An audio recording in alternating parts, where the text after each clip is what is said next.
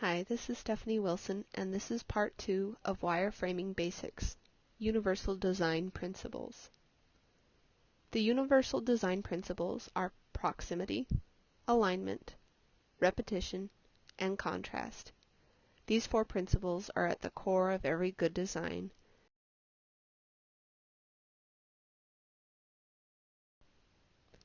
The first design principle, proximity, states that we need to put items that are related close together and use white space between items that are not related. So, in this example, we have a web form here on the left. It's a fairly straightforward design, but as you look down, you may start to wonder which field goes with which label. To solve this problem, we can make the field and the label closer together. This signals to the user that these 2 pieces of information are related, and that the other pieces of information around it are distinct. This can go for labels and their input. It can go for headings and paragraphs, and even buttons.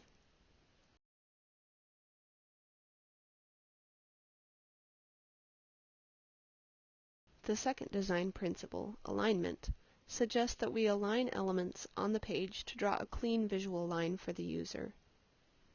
Notice at this point that the fields on the left here are ragged. Since we in the United States read left to right, it's best to have a clean left margin on a form. We can do this by simply aligning either the labels or the inputs on this particular example. It doesn't matter which, just so long as we create a clean visual line. For our sake, for this example, I'm aligning the inputs, the text boxes here. Because the labels are all different sizes, it can be difficult to align them.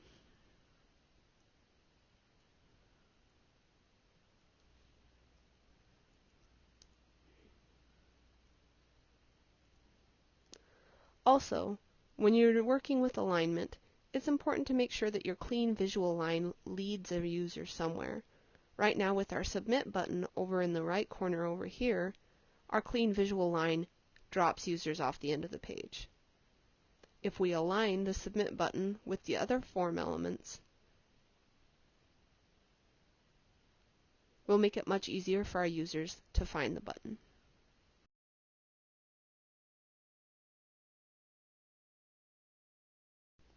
The next design principle, repetition, suggests that we use elements in an interface in a pattern kind of behavior. We need to create patterns for the user so that they know what to expect and how to expect it.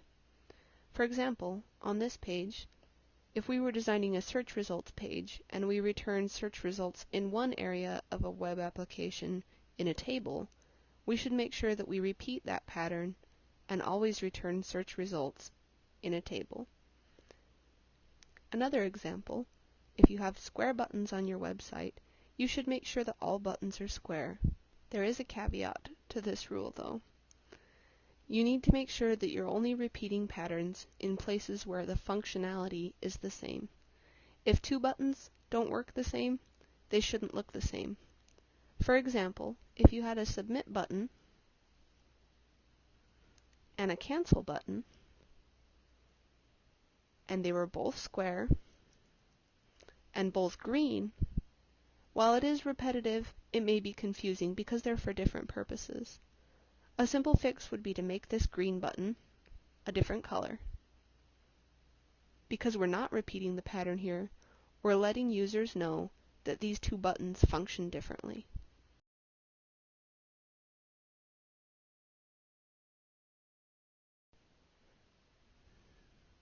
The final design principle, contrast, has mostly to do with color. The higher the contrast is on a screen, the easier it is for human eyes to read it. There's always a balance between design and usability in this case. For example, a dark web design with a black background and gray inputs may be visually pleasing. It's not very usable because users would not be able to see the labels on the form. Also, this form design does not meet minimum guidelines set forth by WCAG 2.0 to allow low vision users to interact with your website.